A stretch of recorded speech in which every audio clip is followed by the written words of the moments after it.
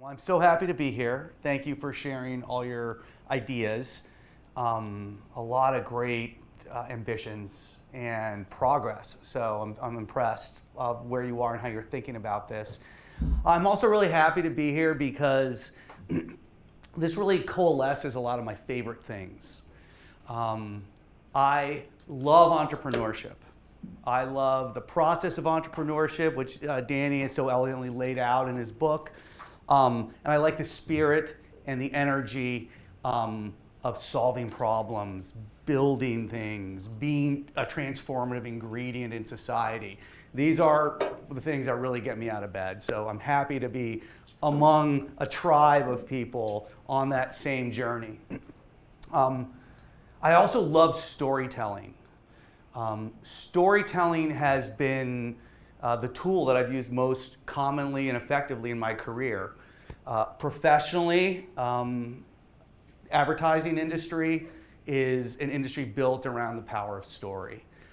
As an entrepreneur, I've also had multiple ventures. I'll talk about a couple of them here, which have also leveraged the power of story.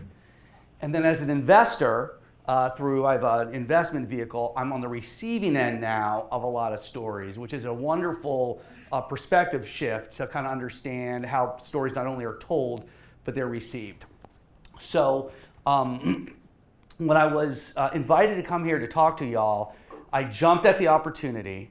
Anytime to come back to Brown and participate in this community and participate in this energy, I really consider to be a privilege. So I'm privileged to be here. And I also spent some time thinking about what could potentially be helpful for you. You're on your own journeys, and your journeys are inherently difficult. Getting something from inception to market to sustainability to scale is something many, many people will try, but few achieve. I've tried lots of times. I've achieved it a couple of times. It's a journey often marked by more failures and learnings than glory and success. But it's a worthy journey, and I believe it is one that is absolutely fortified, empowered with the power of story. There's lots of good ideas out there. Lots of people have good ideas, but a lot of other people have good ideas too. There's been a flattening of what we can achieve, which is really wonderful. There's some ideas I've heard here which would have been inconceivable 10 years ago just because the technology wasn't there, the scale wasn't there. You had to be IBM to access some of the power that we are talking about, but we're doing it on a much flatter level, which is great for us as entrepreneurs at the beginning. But as we look to find our places in the market, we'll find that there's a lot of other people who've taken advantage of that flatness as well, right?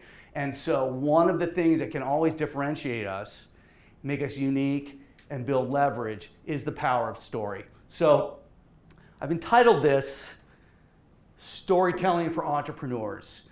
When Danny said that they're going to record this, I said, that's great, but this is my dress rehearsal. So I haven't done this presentation before. I made it for this group with the hope of doing a couple of things. One is to anchor the conversation in the power of story. Two, I want to expand our definition of story. Story is not words. Story starts with words, but it's got gestures and tone and attitudes and challenges that I want to think as large as possible about story.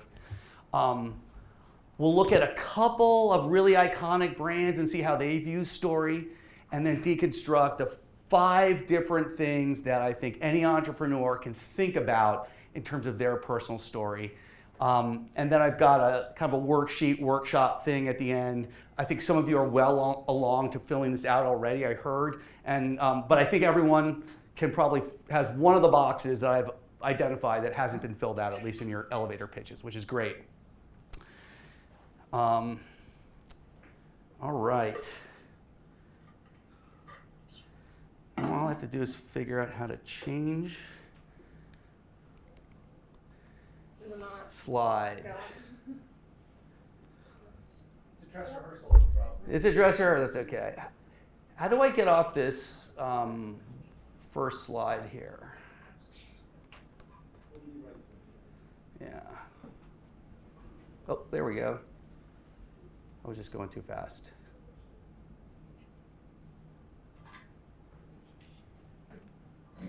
Can you? Yeah, I'm happy to. Yeah, let me just get back to the beginning. The first slide we had. Oops. Whoop. Whoop. So this is going That's back. okay. Okay. Okay. Is this?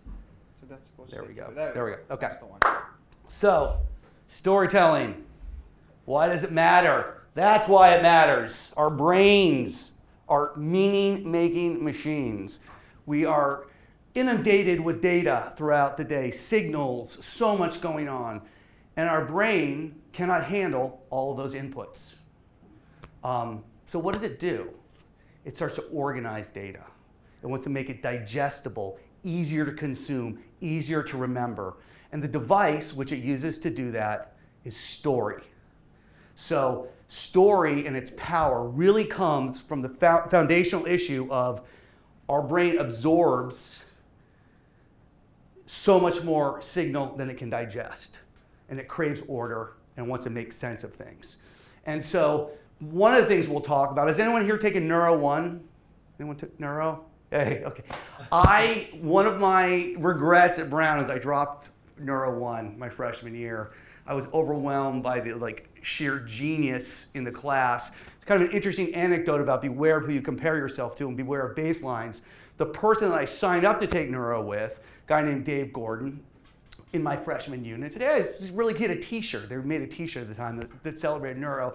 He said, you should come to this class. I sat next to him for 2 classes, took a look at the homework, and I ran for the hills, thinking I was totally in over my head. It turns out he's a very prestigious brain surgeon now, and travels all the world doing brain surgery. So in retrospect, I probably should have stuck with it a little more, thinking I was pretty much comparing myself to the Michael Jordan of brains. What's going on here? I'm just giving you a clicker. Okay, I don't need a clicker, it's fine. There we go. And so one of the things we'll look at is between the frontal cortex, the amygdala, and the hippocampus, there's lots of data transfer, and the construction of story happens among that brain chemistry. And we can do things to get into parts of the brain and get out of other parts of the brain as storytellers, which can be very helpful in terms of salesmanship and persuasion.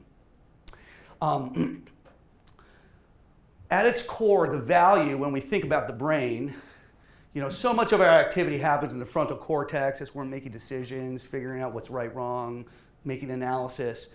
But that's a small part of our brain relative to all the activity that's going on. And one of the things that really moves us is emotion. And story accesses emotion. And that's why it's important, and that's why it's valuable. And that's why, as an understanding story, and becoming a student of story and a practitioner of story, you can start to use those elements to pursue all of your noble goals and ambitions.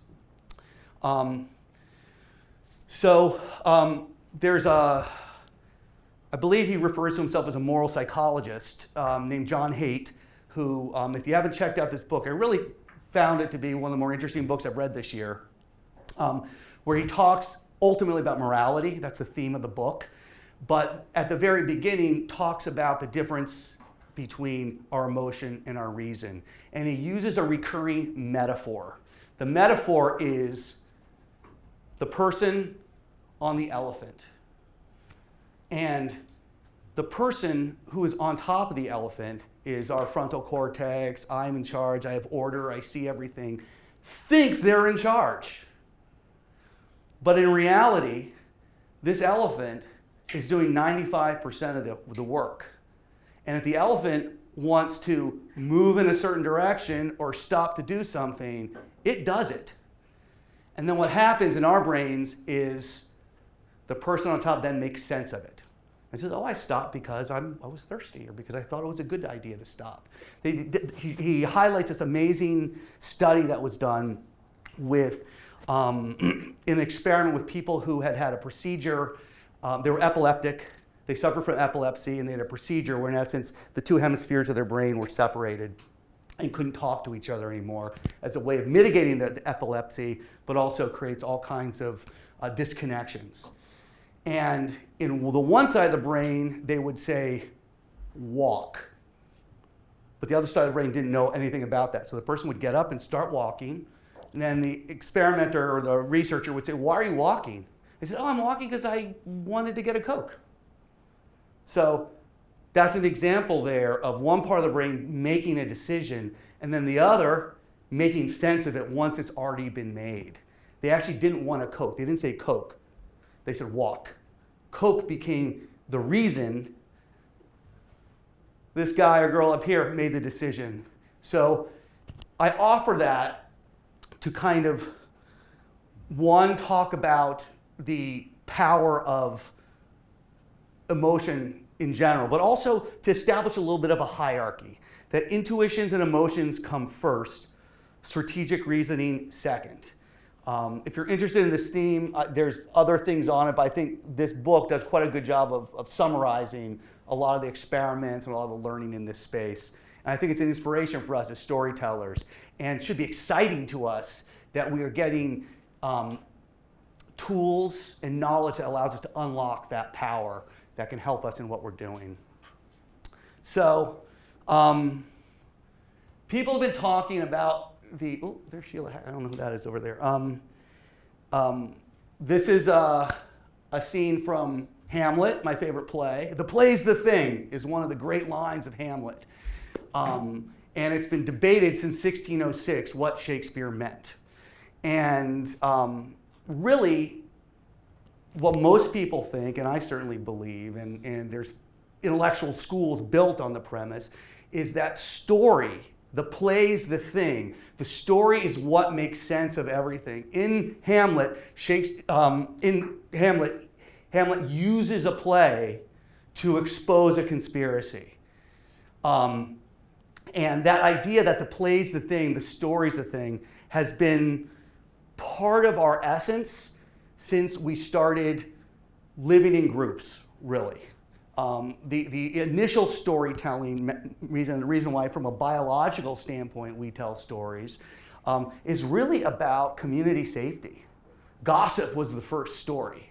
And we needed to gossip with each other because I relied on you to go kill the buffalo, and I relied on you to go make sure that we're safe against our friend, and I'm relying on you to do something else. And I need to be able to rely on people because if you don't do it, I'm going to get eaten by a tiger. So it's pretty existential and foundational. So I start to tell stories about people. I start offering anecdotes. I start sharing and talking. And the power of story is how we build reputation and how we learn to trust each other within those groups. So it's hardwired into us to use story to create order, to create safety. And it really comes down to an existential instinct we have that goes way back. Okay, this is the only slide that looks like this that you'll see, I promise. But what I wanted to do is highlight how story can be used and why I think it's such an important lever in organizations and businesses and so foundational for entrepreneurship. So core narrative story, same term. So as you're building your businesses right now, you're probably thinking about customers, right? You need revenue or some sort of participation from customers, and you're going to want to tell a story to them about why they should participate with you. Maybe you'll get a little traction. At that point, the capital conversation becomes real. Guess what? They want a story too. And they want to hear about why you're doing this, what you're doing, why should I trust you, what makes this different. You will use story to be compelling and persuasive in a highly competitive environment where you're fighting for capital, which your business will need to survive and thrive. And then at some point, if you're really rolling, get some employees. And what you will find is once you have employees, I've got 1,000 of them, they don't do what you tell them to do.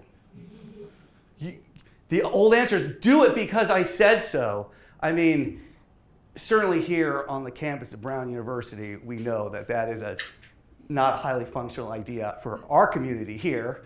But I assure you, it doesn't work anywhere else either. To get people to do what you want as a leader or as an entrepreneur, you need to persuade, you need to move people along, and people cling to story as a device to that. And then finally, there's talent, there's collaborations, there's partnerships, there's retailers, there's all these people out there that you will need to take a hand on your business and raise it up. You cannot raise your business up on your own. You can raise it to a certain level, and that's what you're doing as first stage entrepreneurs. But for it to be really successful, you will need many hands on your dream. And story is a way that other people can participate in what you're doing. Okay? So,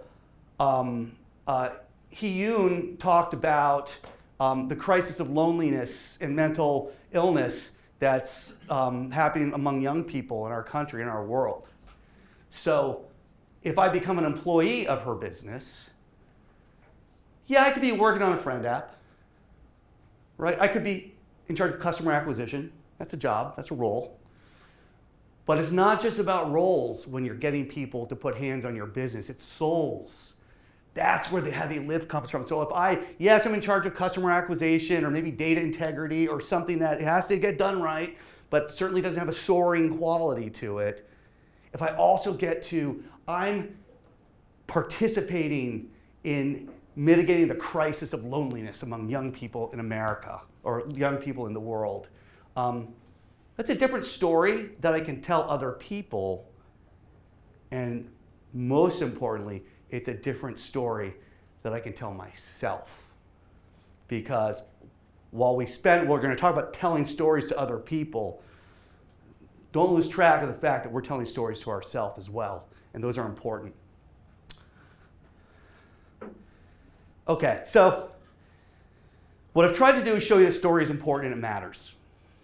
No matter how good at your business ideas, no matter how brilliant a coder you are, or designer, or product person you are, or marketeer, story can help you. So I encourage you to make your story a conscious act.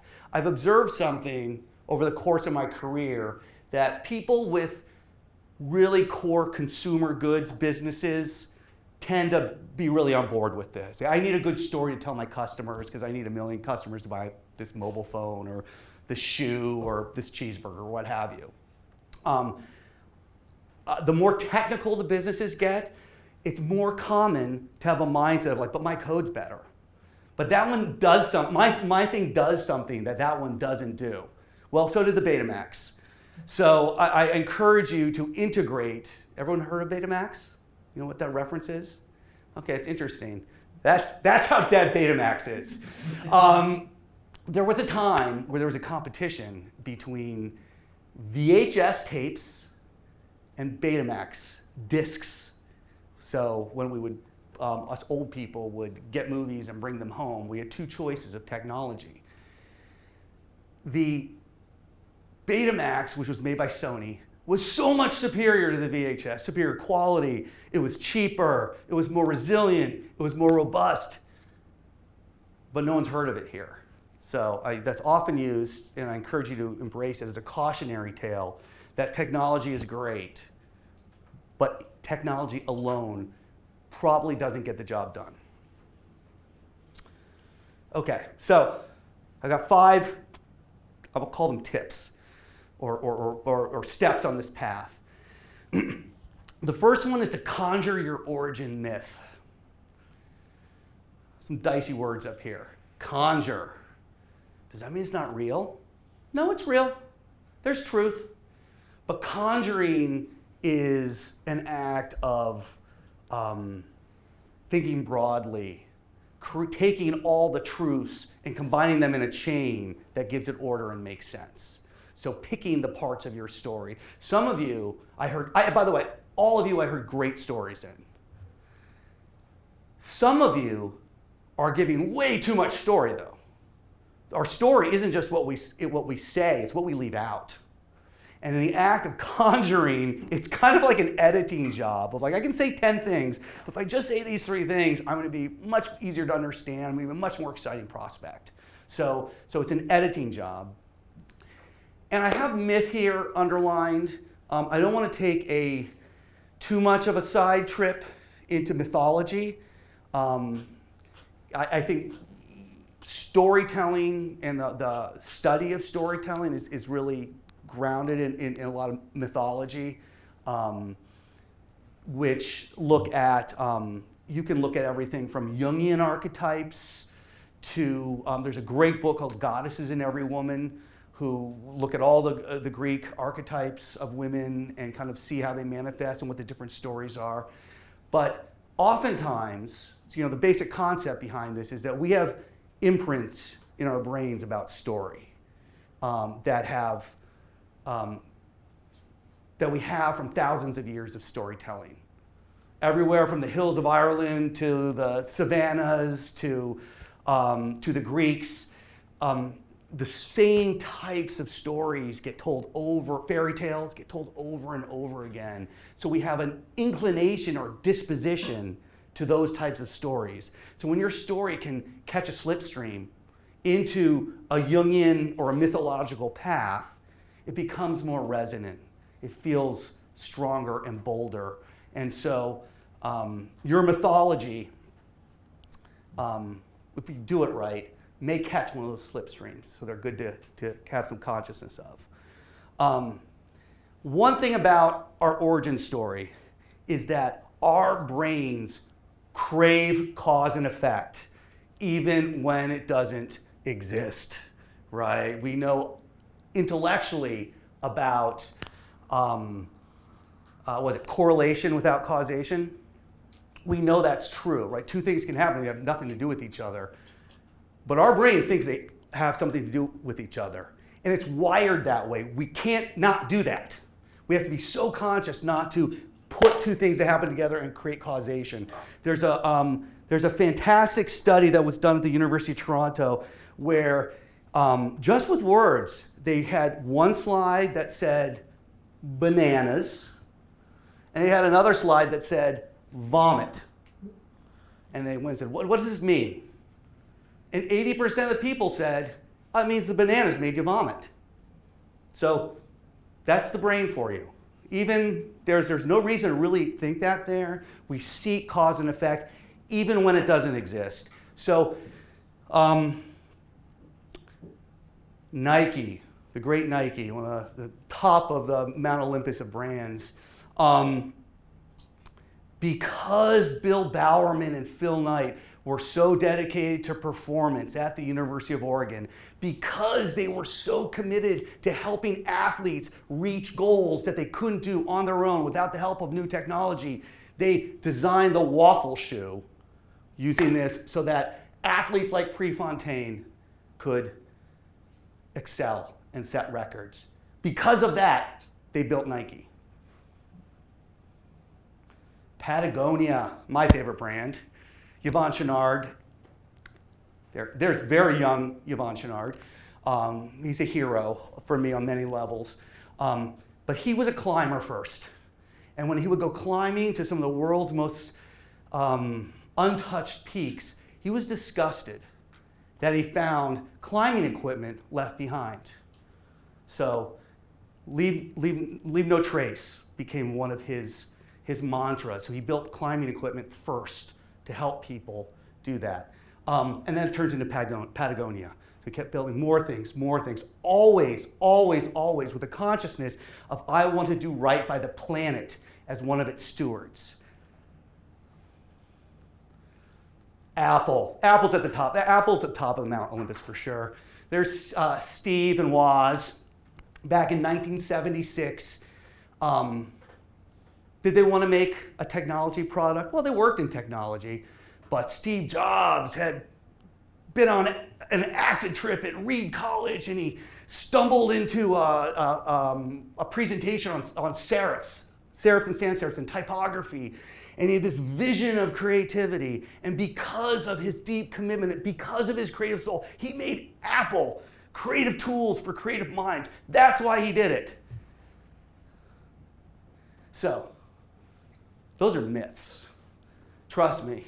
These people are fixing the coffee maker, figuring out who's going to pick up the trash, dealing with all kinds of low-flying mosquitoes every single day when they were doing this. Okay, so we've edited out key points of their story.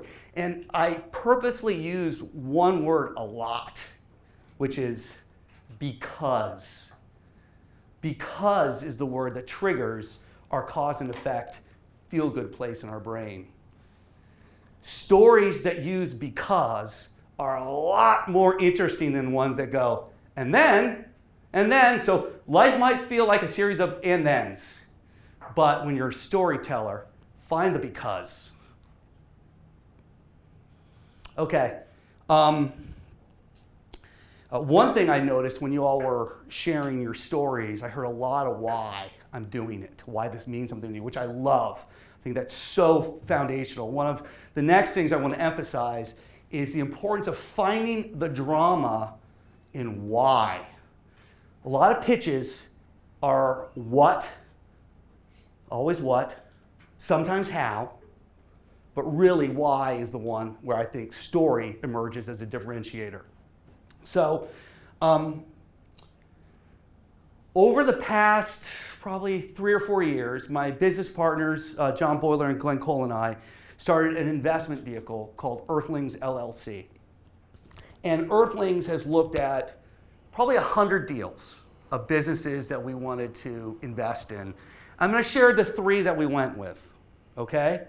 And I don't want to, one caution here, Earthlings LLC is a very niche, not particularly significant, and a narrow investment vehicle. Okay, this isn't representative of the investor class. In some ways, it's an antidote to the investor class. However, I'm using these as examples to show how story can be used to add value and get people interested and excited. Okay, the first one is called Luisa. So Luisa is the new Latin kitchen.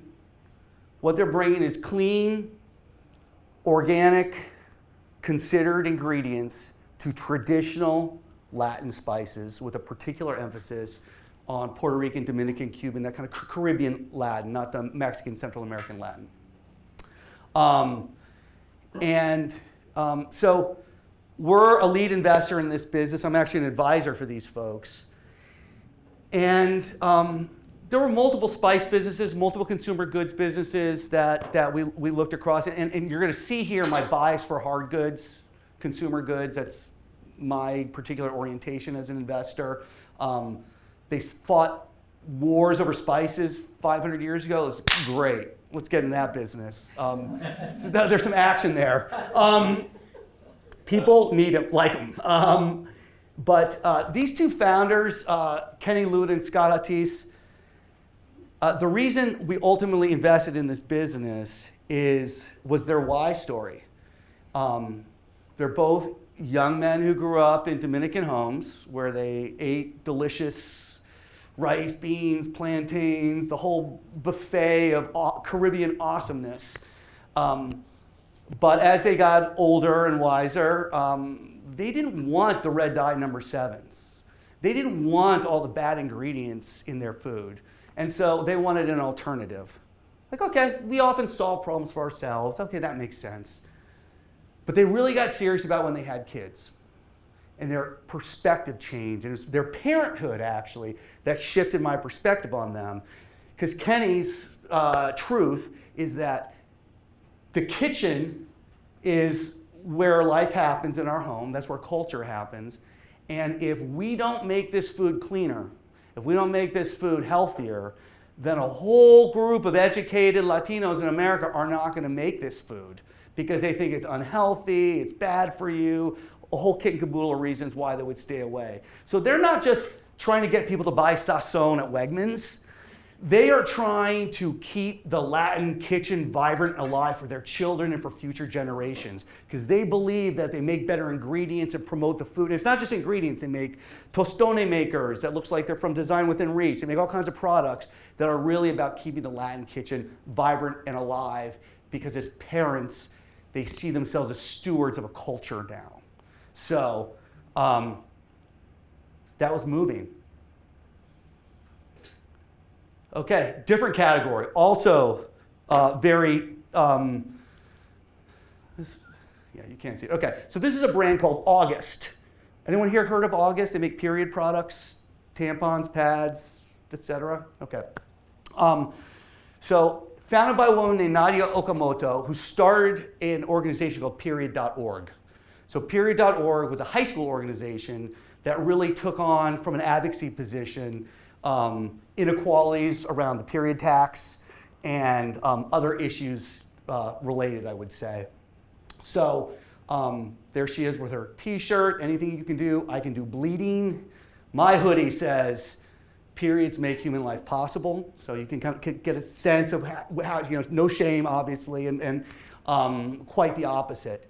I liked that they had a cool new design look at it. And I also liked that most period products are not biodegradable.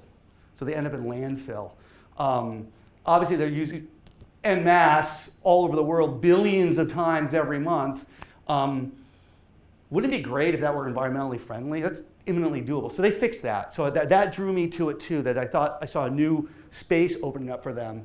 And then they put things like this, like period blood, on their social feeds, which to some people triggers a disgust reaction.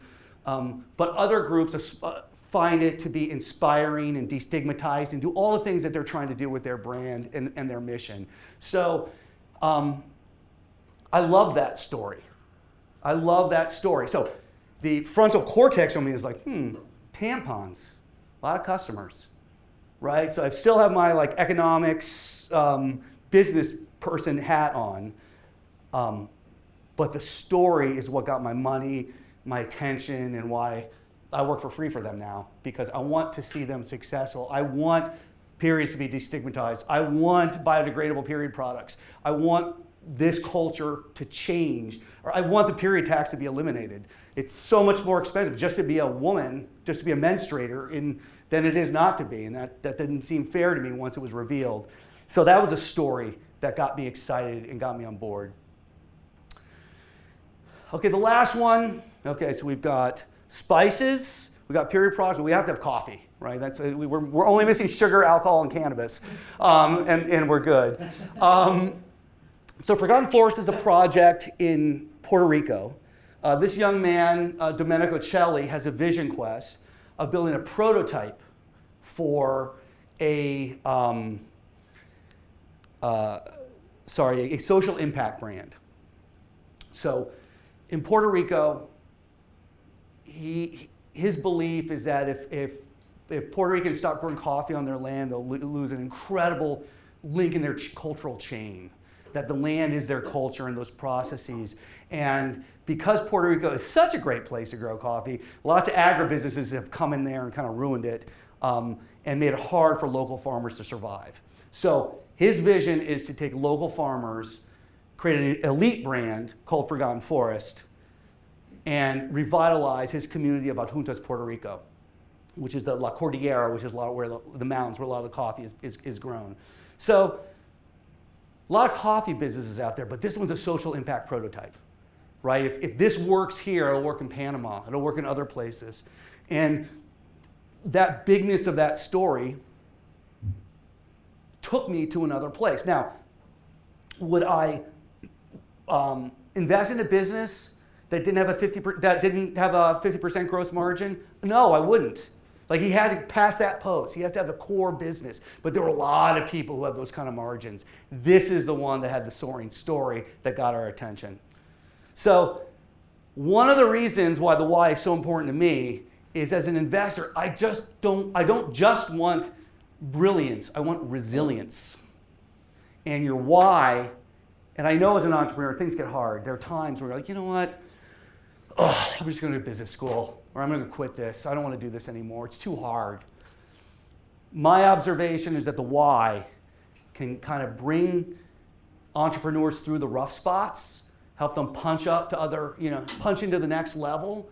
And as an investor, the worst thing that can happen to my capital is someone quits. That's when you go to zero. And I don't want to go to zero. So I want the why because I relate to story and I like the soaring nature of it, but I also want it for really practical reasons. So don't think the story is just about like for you or for kind of the emotional feel good. There's really tangible reasons why investors are drawn to Wise. They are scared to pieces of losing their capital. Okay. I alluded to this a little bit, that the story's a lot bigger than words. This is Amazon's delivery drone that they released on Black Friday about 5 years ago. I know a lot about this because Target is a huge client of mine. And when they get scooped on Black Friday, I get a call from people I don't usually get calls from at Target, wanting to know what's going on. And what was, we spent probably about $150, $200 million in a weekend for Target, telling people to go shop at Black Friday and tell them and share with them everything that's going on, and to continue to own Target's place as the most exciting, most innovative, most customer friendly to shop. And then Jeff Bezos has one package delivered by one drone with the promise that everything's going to be delivered by drones. He wins the news cycle. It's the first year that Amazon passes Target on Black Friday, and guess what? They have never looked back. So that is story. It's a signal that creates an image in our mind. Okay, here's one from the historical files. It's a horrible picture because it's from 1938. That is a 140-pound pumpkin. In China, when Mao initiated the Great Leap Forward, which ended up being a disaster for farmers in that country, and it was a collectivization move, which most people estimate created a 30 to 40 million death famine. He started off by saying, okay, I'm going to convince these farmers that they should collectivize, all work together so they can use technology, fertilizer, do all kinds of things and get better yields.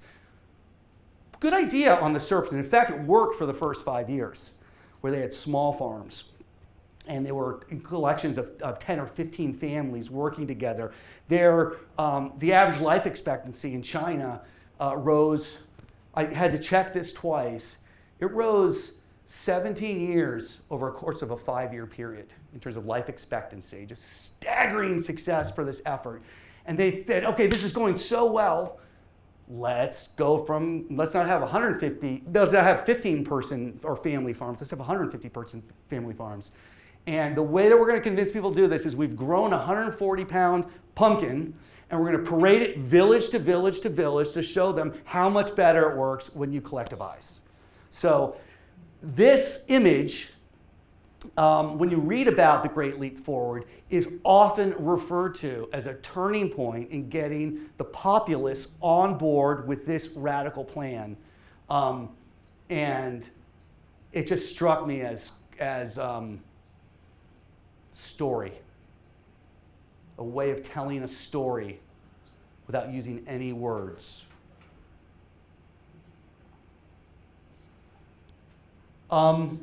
Here's one from 72 and Sunny's vault. Packaging is another way you can tell a story, not just with your words. So Sonos is a client of ours. When Sonos came to us, I think in 2010, they looked like this. They were, I don't know what dance move that guy is, but it's not right.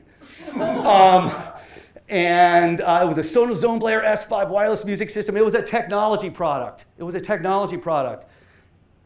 What we said to them was like, hey, there's a lot more music lovers out there than technology lovers. You'll get a certain early adopter segment of the population to come on board to get the technology, but really music lovers is the bigger market. Let's redesign you as a music brand. And that's what it looks like now. Same product. So from the Zone Player 5 to this. A change in story is a change in market sometimes, right? This change in story goes from a small technology interested, also have music, also own homes, you get the data set, it gets about this big of the population, to, if I ask someone here who likes music, who considers a music fan, most of our hands would go up. So that's a change of story. And then ultimately, behaviors. My favorite Patagonia ad, don't buy this jacket. And obviously Patagonia's biggest move, giving the whole company away for the benefit of the planet. It's funny, you're like, God, Patagonia they're so generous to give things away. Yep, and they keep setting new sales records at the same time. Isn't that nice for everybody? Another one from 72 and Sunny, a much smaller level. This is about interior design. This is the stage where Danny was about a month ago. As people who've been at 72 and Sunny know, John Wooden's Pyramid of Success is like been an organizing principle for me in my life.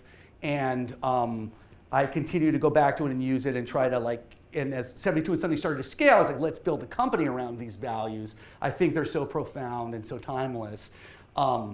So I started off by having this printed out and giving it to everybody. And then at the end of the week, when we take out the trash, I'd have to see all the pyramids of success in the trash can. People didn't want the placemat that I had conceived of. I'm like, okay, that is not going to get this story of John Wooden's Pyramid of Success. This story is not going to end up in people's minds. It's not connecting. So we had this brilliant opportunity when we were building a new space that the floor of UCLA, where John Wooden was a coach, was available, reusable wood. So we wanted to do something reclaimed. This happened to be Pauley Pavilion. So we bought the wood, and now when you go to 72 and Sunny, you got furniture, floors, it's everywhere. And we talk about it all the time, and people who don't know anything about John Wooden, anything about basketball, had no interest in this, have never met me before, are connected to this idea because of a piece of furniture. That story. Okay, so hopefully a takeaway from that is story's very expansive and that gestures can be profound story beats, not just words. Okay, the fourth one, frame your story with goals. All right, so this is from an interesting, another interesting study. So this is a description. The procedure is actually quite simple. First, you arrange things into different groups depending on their makeup. Of course, one pile may be sufficient depending on how much there is to do. If to go somewhere else due to lack of facilities, that is the next step. Otherwise, you are pretty well set. It's important not to do any particular endeavor too much. A mistake can be expensive. The manipulations of the appropriate mechanisms should be self-explanatory, and we need not dwell on it. At first, this will seem complicated. Soon, however, it will become just another facet of life. So what's this story about? Any guesses? It's about... Now, anyone have any guesses? Laundry. It's about laundry. So we didn't know what the story was about. Therefore, we didn't understand these words. And when Professors Bransford and Johnson did this study, they actually did a recall of, do you remember the certain senses? What do you remember about this? And people couldn't remember anything. And I did the test myself, and I couldn't remember anything either when I first read it blind. And then when it was revealed to me that this is really about laundry, the goal is laundry, all of a sudden I have some order here, right? So goals, the goal here is to do laundry. Goals give us order. They give us structure. They give us momentum. So we might all be trying to take over the world in our category or segment, but there are way stations along the way, and those way stations are called goals. So the more that we speak in goals, the more we create that lovely order that our brain just loves so much in our story. And it also helps us, I have found as an entrepreneur, helps me too. I have a vision for August, which is really bold, but I have to get in retail first. So that's my first goal, get in retail. I want to be in every WeWork in America. Okay, we're going to get an WeWork. We're going to bite-size these goals so that we have a sense of momentum and order, just as a for example. I encourage you on your journeys to identify way stations, Talk about what your goals are. As an investor, I'm really curious if you're making goals and setting goals. And as your advocate and friend here, I want that for you too. Because sometimes it's like kind of levering your way up a mountain a little bit with tying to a tree ahead of you. Probably my favorite myth, for sure. Security guard walks into NASA in the 60s. It's 2 o'clock in the morning. There's a solitary janitor wiping the floors. The security guard calls out, "What are you doing here?" And the janitor replies, "I'm putting a man on the moon." Okay? So the story was we're putting a man on the moon. That janitor's job was to keep the corners clean.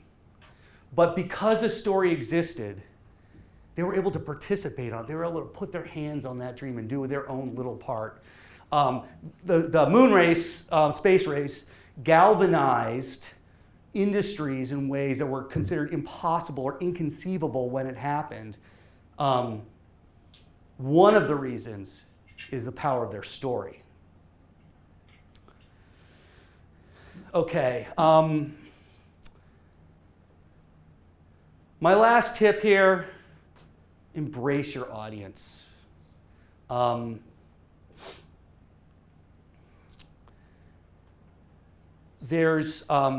do you do that though? We know we need our audiences, right? We can't do this alone, but how do you embrace your audience? I think the most valuable tool that you could have as an entrepreneur as you're getting to know your audiences, and even as you're doing your research or doing whatever type of explorations you're doing in terms of your viability, is to become an active listener. Has anyone heard of Chris Voss? Some people, okay. Chris Voss is my hero. Chris has a great story. He was the FBI's lead hostage negotiator for a long time. And in that process, he and the FBI developed a bunch of tools that were used to improve their outcomes in hostage negotiations. When someone goes into a bank and there's 12 hostages, you can't talk to that person and say, "I tell you what, you can keep half the people and half the money, we'll call it a day." Right? Can't do that. You need all the money and all the people. So I didn't do that. So that extreme need that they had broke all the really highfalutin paradigms of how to negotiate that were being developed at the Rand Corp and Harvard Business School and other places of intelligentsia and excellence. It was a much more of a ground up way of doing it. And he found the most important thing was to become an active listener. So what active listening, he also has a master class, which is really good. If you don't want to get into the whole book or don't have time for it, I recommend the master class. And he's done the podcast, social media circuit. He's quite entertaining.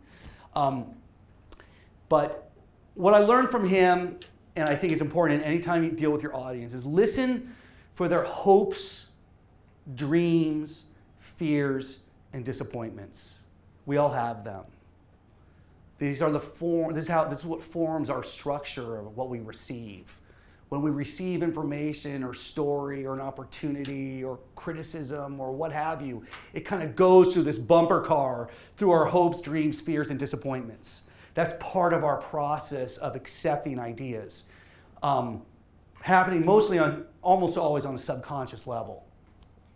So, what Chris Voss unearthed was the power of mapping that. Of mapping those different hopes, dreams, fears, and disappointments so that you as a storyteller can engage with someone where they are at. You're not asking them to come all the way over to you. You are going to them and meeting them there where they are. It's a much more effective and powerful way to communicate and certainly to persuade. Now, this book and this method can be viewed through a cynical lens. There's definitely elements of it where it feels like mind control or manipulation or gaslighting or reality shifting, and all that exists. Those are tools of the trade when you're doing what Chris did. I will say, however, that becoming an active listener has made me a better parent. It's made me a better partner to my wife. It's made me a better family member. It's made me a way better business person. And usually it's the act of not saying anything and just saying, tell me more about that. And shutting up and listening. You know, we think we sell with our mouths. And the truth is we sell with our ears. Our ability to listen actively and understand our audience is ultimately the unlock to connect with them. So I think this should be reassuring to us because some people are good at talking, other people are more challenged with it, they're better at other things. But the act of listening is something we can all participate in.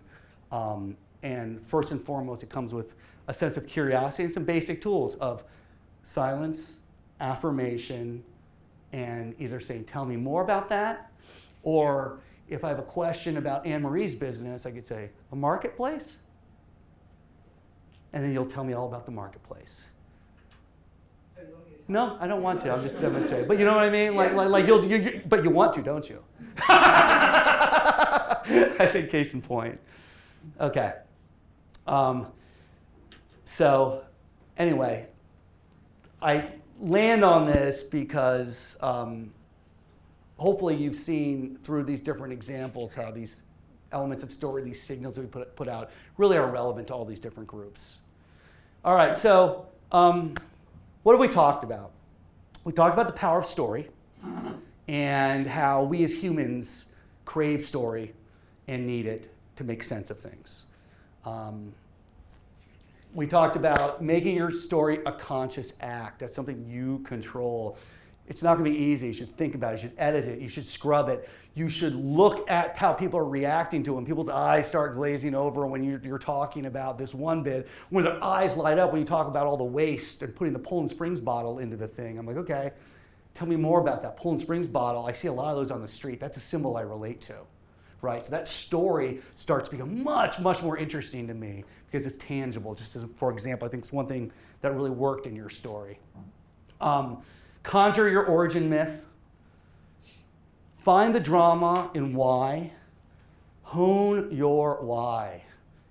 It's all yours. Frame the story with goals, and thinking about what's a goal is a creative act. When Bugaboo strollers came to 72 and Sunny, way back in like 15 years ago, they were the first luxury stroller. The first time anyone said, hey, put away that $100 piece of plastic, here's one that costs $1,000. And people were like, what? That's crazy. So our goals became cultural goals. We had to break a cultural norm. So our goal became, we want to see Bugaboos in People magazine every week. And we are going to try to get Bugaboo onto Sex and the City. The story about this life stage, rich people, our target, New York City, which we did successfully. So that became a goal. So your goals can be creative acts. They don't have to be like numbers or retail things. Like just anything that's a marker that says I'm making progress is a worthwhile goal that you can pull yourself forward with. And finally, embrace your audience. The cardinal sin is to hold your audience in contempt. I'll just say, I've seen too much of that. And the antidote to contempt is the act of listening and getting closer and really adopting the perspective of your audience. So I can't emphasize enough how that's a lifelong practice of great value. All right, so this is my last slide. This might be redundant to what you're already doing, perhaps. I don't know, we didn't share notes on it, but I was thinking like, okay, if I were an investor listening to your businesses, what would I want to know? So I would say you should at least be able to answer these questions. And, you know, I promise my last Shakespeare quote, brevity is the source of wit.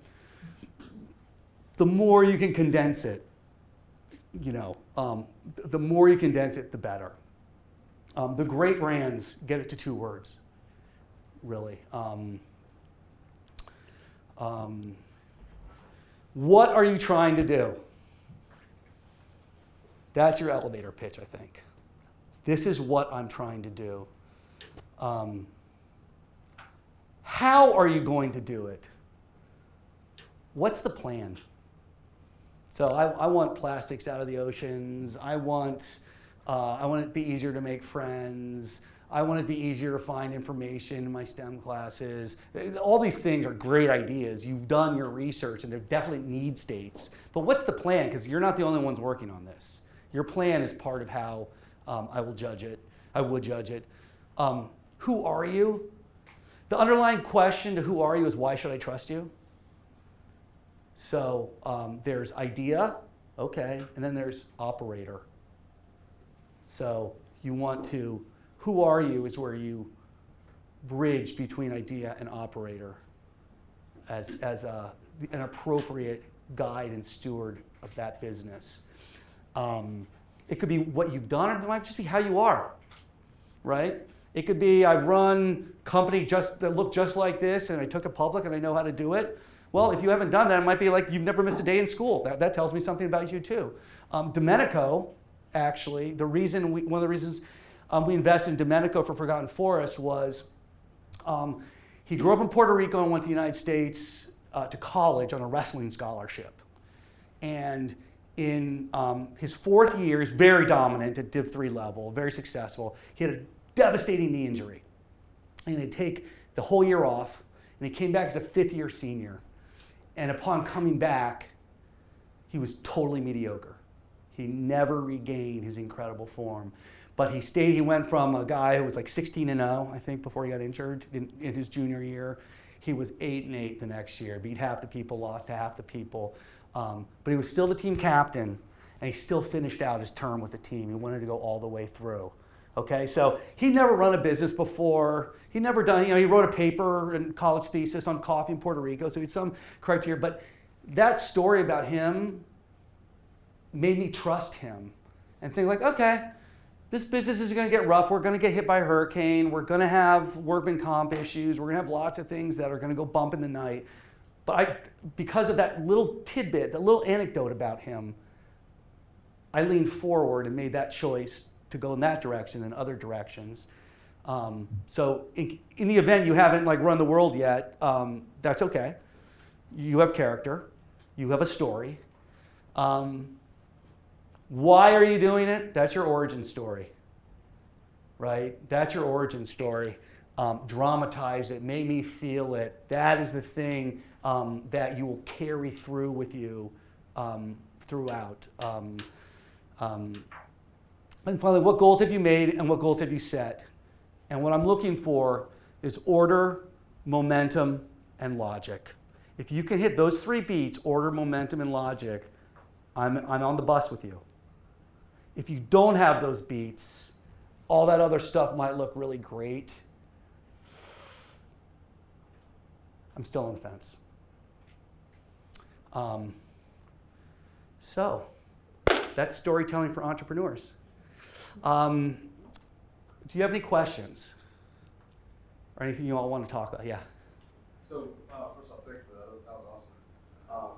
So you talked about a lot about how to form a story. I was wondering, through your experiences, what are the best methods of distributing that story that you've seen, either from a company standpoint or a founder standpoint, to get it out to customers?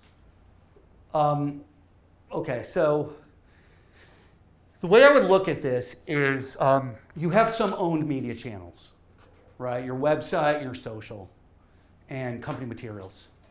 So those are your opportunities where you've got the clean slate. I can say anything I want, and I can absolutely establish that. So start there.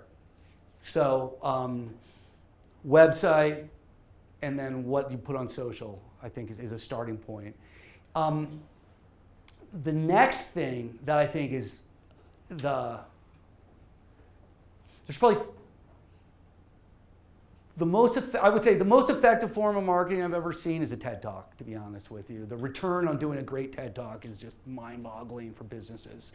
The next best one, or things of that nature, idea festivals where you can capture video content, that can be a really, really powerful tool. I'm thinking on a budget too, because I know like we're at the early stage. We don't want to waste a dime. We don't have a dime to waste, so of course we're not going to waste it then. The other thing is the power of press, PR. So there was a time when if you weren't in, the Wall Street Journal or the Washington Post or one of these big establishment press organizations, there was a time when okay, that's all that matters, right? Now there are all these local newspapers and whatnot. That's been totally flipped upside down. Nowadays, it doesn't matter whether it's in the Washington Post or in the Providence Bugle. It's someone writing about you and telling your story that can be shared in a somewhat objective fashion.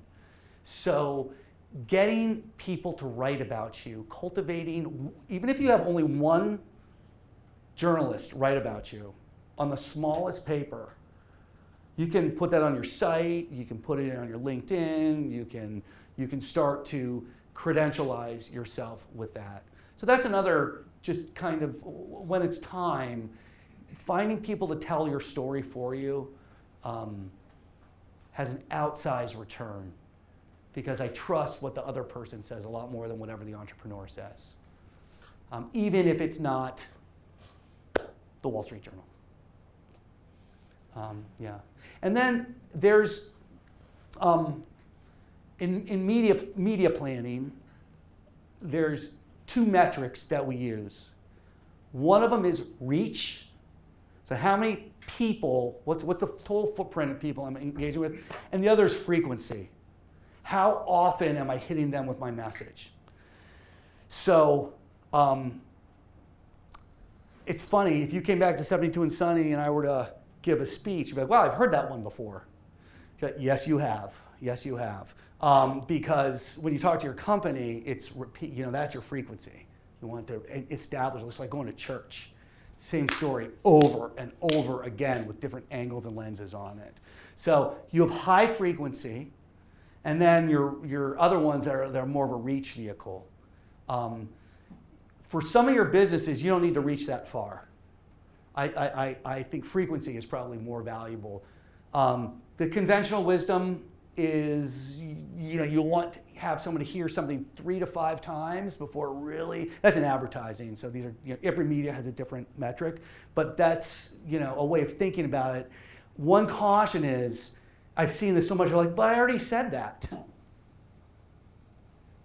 That's like going to a church and having the preacher be like, but I already talked about that. We're not going to talk about that anymore. No, you talk about that every Easter. It's the same story. Right? That's been a pretty successful story in terms of customer acquisition, no judgment. So, okay, reach, frequency, own media, and then outside opinion. Once you launch a story that's not having the intended impact that you wanted, like if you launched the Sotos campaign and it didn't really hit the nail on the head, what's your strategy for pivoting once it's already been out in the public? And how much of it happens before launch versus after launch? Well, anytime you're dealing with paid media, which that does, it's definitely measure twice, cut once. Hard to get the toothpaste back in the tube once you've bought all the New York subway system, right? So that's consumer research. That's maybe we'll try it in a small market, see if we get any, maybe there's something we don't see, maybe we've got a blind spot that we need to be aware of. So you can kind of move along. But I find actually, many of the stories y'all will be telling will be to investors, I think, first, as you kind of pursue other people to lift up your business. There is an art to evolving your story based on the customer feedback, right? If you observe that there are parts of your story that are just not ringing the bell, then it should be edited out. It's totally kosher for you to say, hey, Ms. VC, I understand you didn't like my business. That's fine. Could I get some feedback on my story? What parts of my story were working? Which parts were I not working? You know, ask the question. And it's I'm glad you asked that, because another caution is, I've seen businesses, and I've done this myself, are like, oh, we already wrote that story. It's done. It's never killed. It really isn't. It really isn't. You have to always be sensitive to changes in culture and changes in the environment. And that doesn't mean your core story doesn't change. It means you leave certain things out that maybe you used to include. And maybe you pull forward truths that you haven't included before, that all of a sudden become more prominent. Okay? So it's a dynamic evolution that you're in a feedback loop.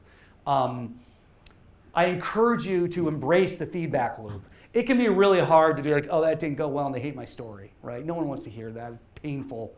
But I encourage you to lean forward and be curious about bad news as much as good news.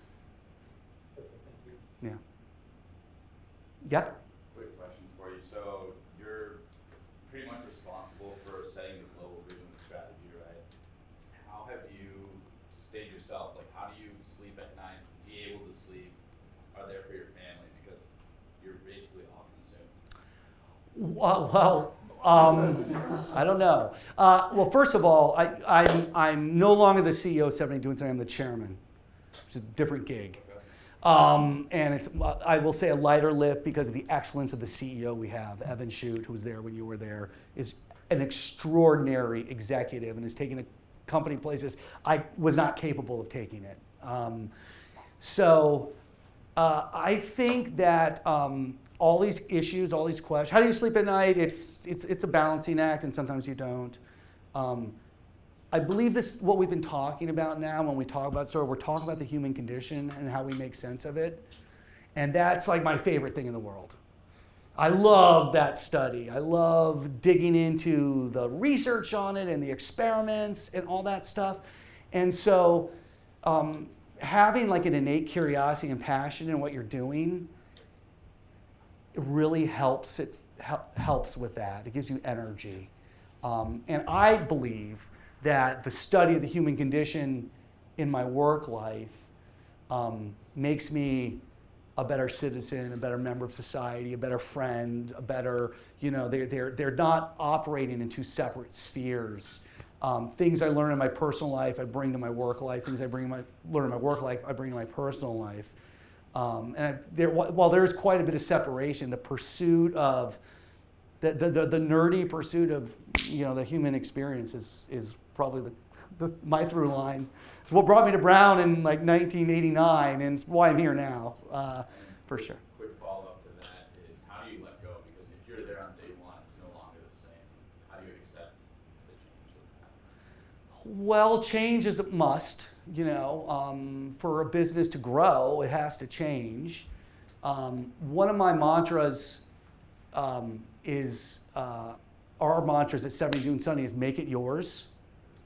So I often, funny, we just had our 19th year anniversary. Next year's our 20th year anniversary. But I often, I try to keep all the conversations in the present. One of my favorite quotes is,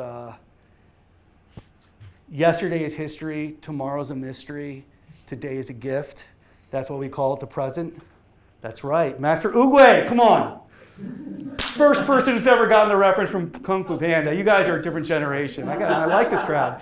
But really, that's what it is. Like, hey, we're here right now. Everyone who's here right now, whether you've been here 19 years or today's your first day at work, we are here today. And this is all we know we have. So let's not get into that game of that person's an OG and that person's a newbie and doesn't get it. I want as many people's hands on this business as possible lifting it up. And when I make people feel like it's not theirs because they haven't been here long enough, or they're not a founder, or they're not whatever, then that's me losing chance to have another set of hands lifting up this thing that needs many hands. So I think that's how that concept serves a business. It's a personal worldview of mine also. That's, anything I've said here, if I don't believe it's true, I would never say it. A, that's an ethic I have, but also you wouldn't buy it. Maybe you're believing what I'm saying because I believe it's true. And think about that as storytellers. Whoever said the truth rings a bell, rang a bell. Sterling, you had a question. Yes. What are the best ways that you've seen founders communicate their credibility without just giving a laundry list of, oh, I've done this, and that's why you should just say.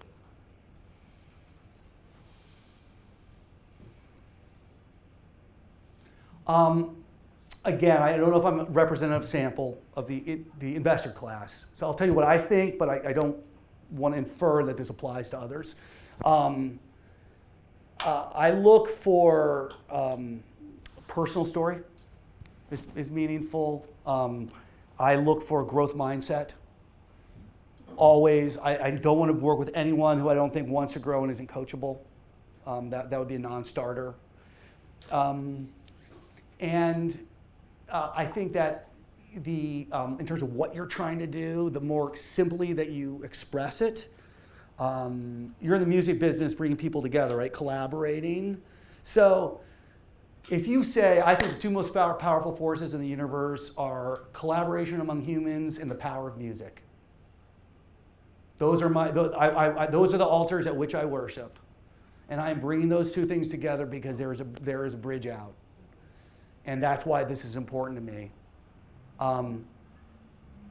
You're starting to get there because you've started with some really high-level concepts and then brought it down to the pragmatism of your platform. I would explore in that area. You can't change the fact that you're a young person who is new to things. What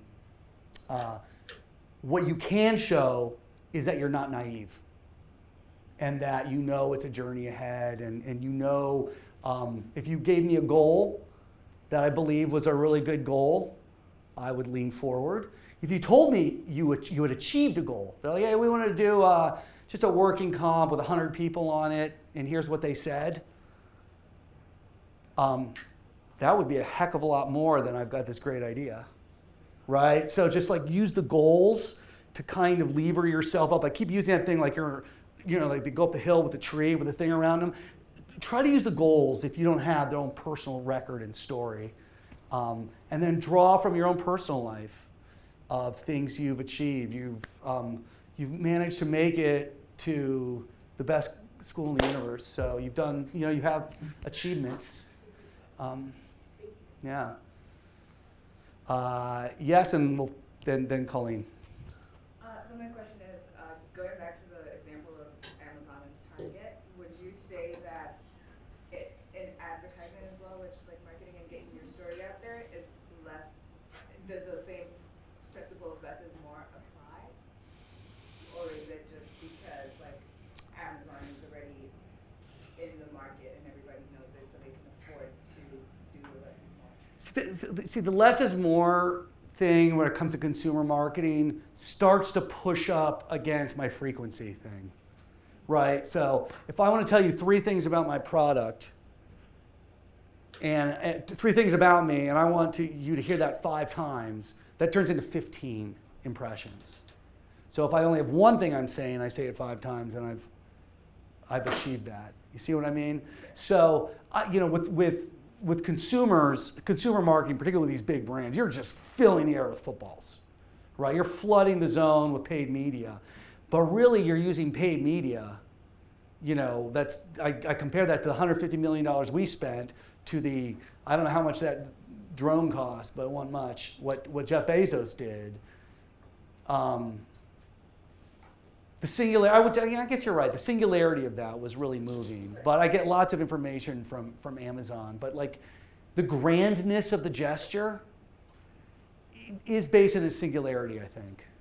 We're delivering, it said a lot by doing that. So, Colleen? When you're telling your story and pitch to an audience that might not be familiar with the industry or might not really care, how do you make it exciting and make them care about the topic? I'm always loath to use the term make them care. I'm more of a get them to care thinker, because you really can't make people care about things. So your space is about, I was thinking about your business. You have a really like practical application and it has a really clear addressable market, which is great. When I think about the higher order of what you're doing, I think about the transformational power of great training. You kind of went to and keep our country safe as like the reason to exist. I don't believe your business is required to keep our country safe. Just an opinion. I do believe that your business can transform human lives in really profound ways. Because I know that when people are well trained and have that chance to grow with an excellent trainer in the best possible circumstances, that's a transformative event for people. I also know that it's a ladder in society, getting well trained, and I know that there's huge gaps in it, right? I know that there's like hundreds of people who come to these training centers and just bounce out on the first day for reasons that we don't have to bounce people out like that. So there's a huge inefficiency, but I see your story more in terms of transformative human capital rather than keeping the country safe. I care about society and people feeling appropriately utilized and meaningful and all that stuff. So that's what speaks to me a little more. I also think that you have a really interesting market phenomena, which is our armed services are struggling to meet recruiting goals, right? That's well documented. So you do have a really good reason to believe so we need to do more with the people that we do recruit. And because of that urgency, there's going to be a market demand, and people will be willing to pay money to be able to get more, get more from whatever training class they come in. So I personally, though, didn't believe that it's actually keeping our country safer. In the story you told, but I do see like great value and meaning in your business for me, just for what it's worth. So sometimes it's like, but that's me. You might have a totally different experience talking to someone who has a different worldview, right? About national security, about training, about all that stuff. Thank you again, Matt, for your great talk. I was wondering, how do you pull yourself out of the logic and really throw yourself into the emotional? Because I feel like a lot of us can see a bogged down in the details and not the emotional. Well, it's, that's why I urge a conscious exercise, because we all do that. That's not just you, okay? We all get bogged down in the details. So part of it is that little worksheet of like answer these questions. A lot of it, think of yourself, so the metaphor that I hear sometimes among entrepreneurs and storytellers is that I'm a painter. I'm filling the canvas, with my ideas. So it's got this kind of like Jackson Pollock vibe of like really big and throwing a bunch out. Like as a storyteller, as an entrepreneur, you're more of a sculptor. Okay, so you're taking this like slab of marble and reducing and reducing and reducing. So in a lot of ways, if you look at how you express the idea, just keep shrinking it. Get it to fewer words, fewer words, fewer words. Is an exercise that kind of it tends to push you up, right? Because if you have less words, you need like more purview, right? So, but that is and the other thing is we're so close to our businesses, we're like this, right? We have no perspective. Ask a teammate, ask a customer. Asking customers is like, we spend a lot of time talking to prospective customers, trying to figure out if we have a viable business, right? But then sometimes we like lose track that like, the people actually using the product or engaged with this will know more about this. And if if you talk to someone that said,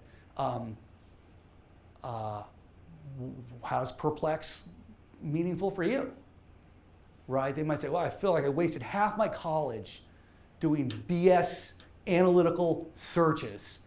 And I was so tired that I didn't have a chance to really push the envelope on the things I was really interested in.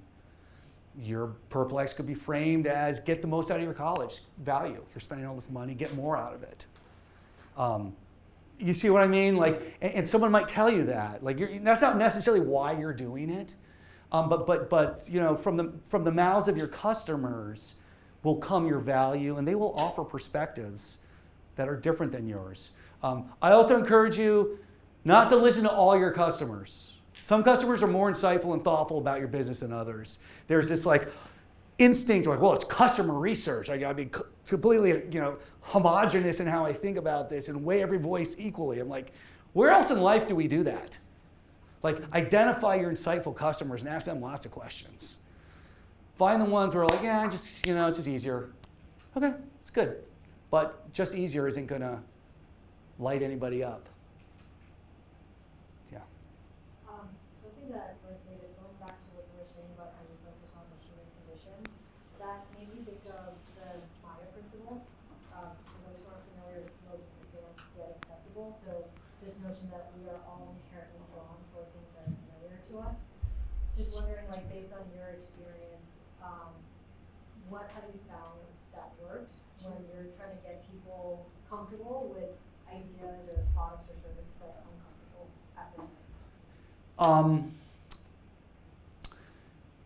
Well, that's always the biggest challenge, right? Getting people to like jump from non-user to user or what have you.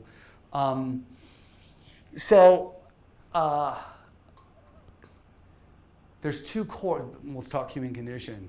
We're wired to do two things that are in conflict with each other. Get along and get ahead. And so those are, we're constantly trying to do that, get along with our tribe, and we need each other, and then get ahead. Where's my status in it? Where do I fit? Am I in? Am I out? So that kind of is just kind of like who we are, I think.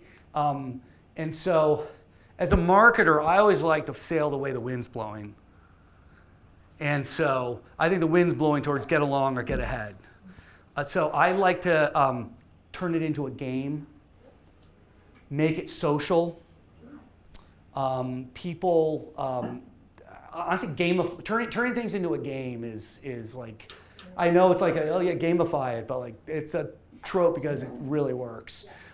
That's why I asked the question about the last puff or puff and quit. It's like, is an AI going to convince me to not vape? I don't know, but if there's a leaderboard, I might be I might be on the track. So that would be an example of how to think about that, or do things in communities and bring people together. The Tupperware was like this crazy breakthrough. I think like 3M invented it or something probably. But they're trying to get American households to like put their things in these sealable plastic things instead of foil on plates. The Tupperware party was the unlock for that. I didn't want to go buy it myself, but if I'm sitting around with 10 other people who are saying, oh, I can do this with it, I can do that with it, I would use this, I'm much more inclined to participate in it. That's another example of like the social power of getting people to do what the hardest thing is, which is to go from a non-adopter to an adopter. They're also slightly more probably sophisticated way of thinking about this is every great business has a segmentation study at some point where they take their body of customers or potential customers and they organize them into certain groups. And how you organize them is a huge strategic decision. There's no right way or wrong way, but some sort of structural model of how you look at your customer base. If you look at all of society as a customer base, There's the diffusion of innovations curve, which looks like this, which says that there's a certain segment of the population, which are either fringe or early adopters, who are really into novelty.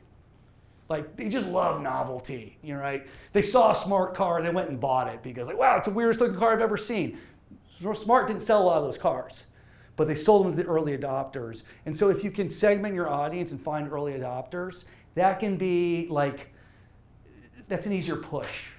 That's an easier push. And early adopters gather around each other in certain spaces, So that can be an easier way. As a marketer, I'm always looking for efficiency, which are people clustered, right? Anytime there's any type of cluster, that means I can more efficiently talk to those folks. Like if for Paris, if there were a meeting where all the bookstore owners of college campuses gathered together once a year in Las Vegas to talk about where the new swag is, that's where you need to be. That's where you need to own, right? That's where you have to like use your drama and use your spectacle because they're all there. If you went to Ann Arbor and then in Champaign-Urbana, then you went to each one separately, that's a different type of touch point, but it would take a long time, right? But when they're clustered, you have efficiency.